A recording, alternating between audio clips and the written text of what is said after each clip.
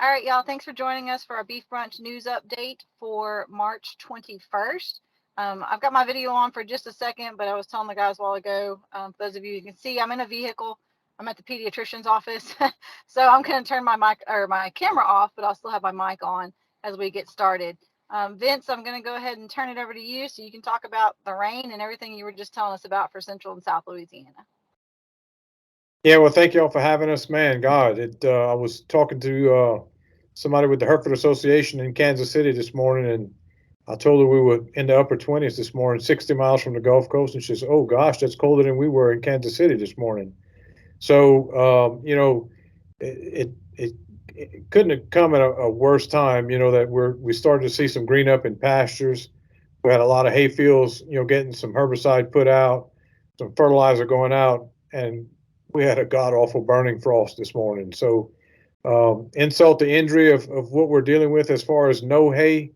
Um, I know from where I stand, I normally have ample supplies of hay for my own personal cattle, but I'm down to 4 bales. I put out 6 bales yesterday, just to fill them up before the cold weather hit last night, and hopefully that everything looked okay this morning. But we're going to have burnt pastures again. Hopefully it rebounds quickly. The forecast is going to be, is predicted to be in the 70s by Wednesday, but we have another cold night ahead of us again tonight. So not only the cold weather, but we were pounded with in excess of 3 inches of rain in central and south Louisiana on Friday, St. Patrick's Day, um, which is could be detrimental to some of our crops that we had a lot of our corn acres planted with emerging corn. Most of it was 3 and 4 inch corn emerged, with compounded with saturated soils. I drove up to North Louisiana to visit with Ashley and Lee for a program on Friday, and I got a phone call, an extended phone call from one of our corn producers that he was just awfully concerned about sitting in saturated soils and turning cold on Sunday night into Monday morning, and again tonight going into Tuesday. So it remains to be seen. I'm sure there's going to be some replants. We're in the heart of the rice country where we're at. There was a many acres of rice planted in the last 15 days with some emerging rice. The only salvation to that is that we got that rainfall event on Friday, put a light flood on everything, giving it a little bit of protection from the freezing cold weather on Sunday night into Monday morning. So hopefully those folks don't sustain too many losses regarding stand and having to replant, but we will see some of that having to be replanted.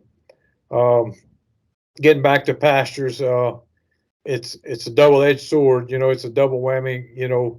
Short pastures in a frost, and then people have spent some hard-earned money and tight money on fertilizer for hay fields to get an early jump start, and it's a setback now. So it remains to be seen. Markets. Ashley's going to cover some of the markets, but here at our local markets in Central and South Louisiana, that has been relatively strong. Good yielding kill cows have been right near $1, give or take a few cents. High yielding bulls are well over $1, and 4 to 5 weight calves are in that $2 range. So depending on quality and type and kind, naturally we have a lot more Brahmin influence in South Louisiana than other areas of the state, and as we go east or west of Louisiana, so we take a little hit on the amount of Brahmin influence we have in our calves. But still around that $2 mark for some 4 to 5 weight calves, it's a good sign. And fuel prices are somewhat down, and fertilizer prices as well. So hopefully, moving forward, we can make some progress and get some things done. Last year was a struggle with high fuel prices and extremely high fertilizer prices. So with a better market, hopefully, we can sustain some of those issues going forward. In the near future, in the near term, the weather's going to be a critical factor in moving forward. Pens were just drying up, and people were getting some of the fall raised, their fall born calves worked.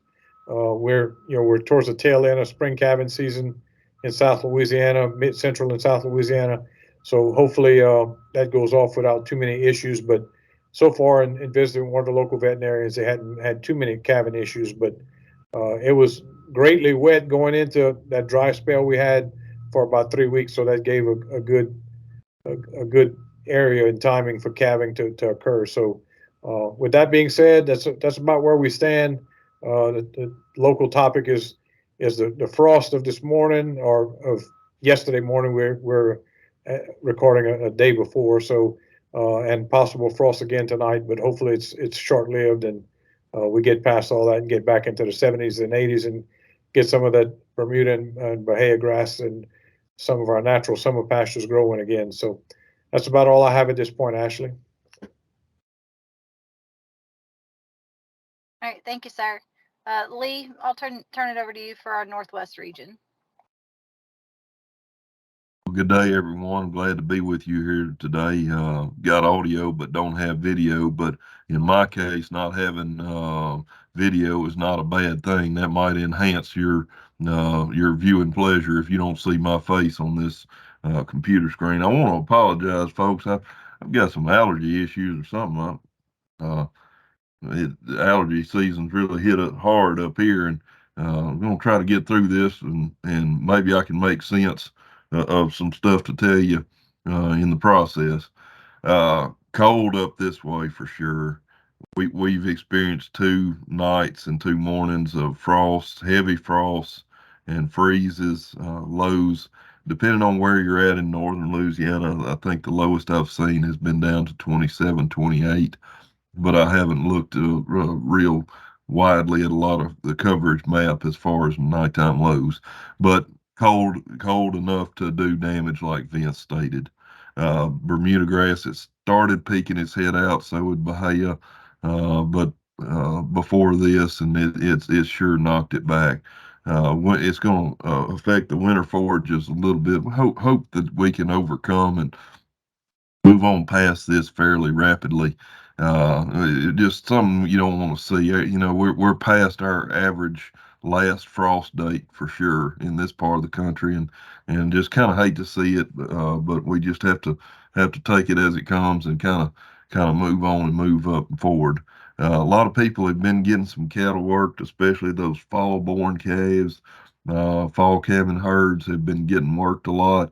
The wind's been blowing a lot here lately, and so one good thing about it is while it has been wet, seems like we're drying out a little quicker after these rain events, and so people have been able to get in and get some cattle worked here and there and about. Um, and there's some cattle being marketed, of course, and that's going to bring up my next topic, and we're going to try something just a little different here today. One of the comments we've gotten before on these news updates is about local auction prices and whatnot. Vince does a good job reporting what's going on down there, and I'll allude to it sometimes, but I stepped out on a limb here. Here in Louisiana, we don't have an official market report, livestock market report. But almost every sale barn or livestock auction puts out their own market report. So, folks, I went in and kind of compiled what I found from last week's as far as market reports from throughout the state. And so I was going to give you just an average across the state what we saw last week. And I want to add a disclaimer before I say this. What These are self-reported figures, okay? So this isn't like having an official market observer there that's grading the cattle and this observing price and so on. So just take it with a grain of salt, but I think it's very encouraging news. And let me know if you like it, and if you do, we'll continue it and maybe expand it just a little bit. But polling the Louisiana livestock markets, the average on 500 to 600 pound steers came out to be $1.61 to $2.07 per pound. On the 5 to 600 pound heifers, $1.15 to $1.91.50 was the range on those. And one of the more surprising things, and I did not compile the data for it, but folks, remember me saying back several weeks ago to pay attention to these killing cow prices? They have shot to the moon, folks. Um, Killing cow prices are some of the more impressive price quotes out there, and it's nothing nowadays to see some quality killing cows get up there right at the dollar a pound mark. So that's excellent money on those cull animals. Um, real briefly want to mention a few events. Beefmaster Association is having their spring sale coming up on April the 1st at Kinder. That bunch does a good job with that every year. Talked to a couple of their board members, say they really anticipate some good cattle there. And so that's April the 1st in Kinder, the Beefmaster sale. And then the next weekend, so that'll be April the 8th, Bayou Classic Hereford sale at Mansura. Supposed to have a lot of good lots of cattle there on the Hereford side of things. We always like to try to give free advertising, if you will, to these state associations and whatnot that have these sales. We've got such good cattle in Louisiana. Talked about it several times already, but I'm going to make another mention today. Our AI class is scheduled for April the 12th through the 14th at the Hill Farm Research Station in Homer. We have just one or two open spots now, folks, so it's getting down to the nitty gritty. So if you have any interest in learning how to AI cattle, just get in contact with us, and we'll get you registered. And my final thing I'd like to announce is, of course, our Northwest Region Beef and Forage Field Day. It's going to be on April the 27th, and it's going to be at the Hill Farm Research Station. We're finalizing the flyer, but we're far enough along in the process that I can make an announcement to you all. Our keynote speaker for the event will be Corbett Wall of DV Auction. Many of you listen to his Feeder Flash market reports, and so he's going to be with us on April the 27th at our Northwest Region Beef and Forage Field Day. Ashley, I think that's all I've got.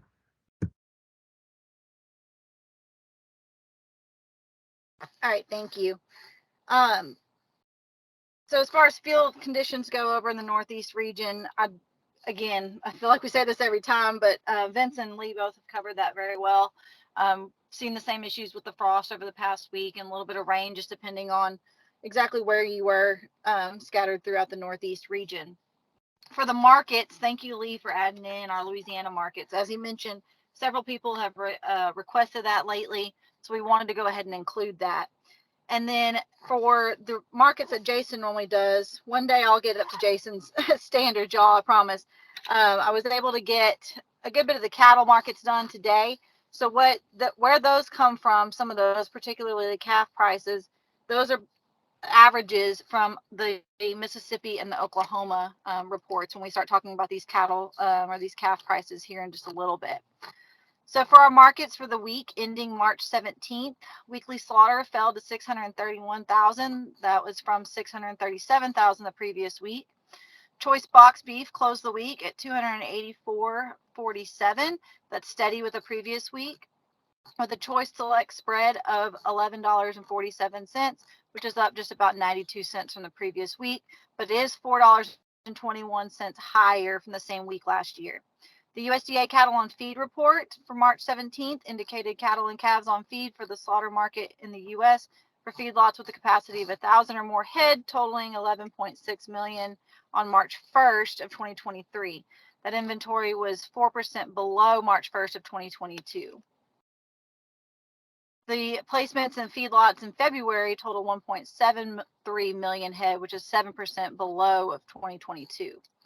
Reported the National Weekly Direct Slaughter Negotiated Purchases Report was a confirmed 76,283 head. For the week in the Southern Plains, live purchases traded $1 lower at 164. For the week in Nebraska, live and dress purchases traded also $1 lower at 164 and 264 respectively. And then for the week in the Western Corn Belt, live purchases traded $1 to $2 lower from 163 to 165. Sorry, misreading. Your 5 to 6 weight steers, so 500, 600 pound steers, medium, large, 1s and 2s, sold steady at $221. That's steady to $2 higher when compared to the previous week. 7 weights, medium and large, 1s and 2s, sold 170 to 190. That's up 10 to 20 when compared to the previous week. Lean cull cows, so as Lee mentioned earlier on our kill cows, the lean cull cows, those are the thin condition, ended the week at 83 cents. Boning utility, which is moderate condition, ended the week at 91 cents. And the breakers, that are higher condition, ended the week at 95 cents. Lee already mentioned our two biggest events that we have coming up. So he mentioned the AI school there at the Hill Farm in Homer. And then he also mentioned the Northwest Beef and Forage Field Day, which will also be at the Hill Farm on April 27th. I do have that information listed in the video and the podcast descriptions. And then I mentioned this on the last news update as well, but the Southwest Louisiana Master Cattleman Program, they are accepting registrations right now. Those are going to be weekly on Thursday nights this summer from 6 to 9 p.m. That's going to start on May 4th and will end July 13th. And Jimmy Meaux and Bradley Pousson are your contacts for that. Again, also that's in the video and podcast descriptions. So I think that's all we have for y'all today. It's kind of short and sweet, wrapping up. We hope that y'all get some warmer weather and have some sunny weather. And we will see you again in just a couple of weeks.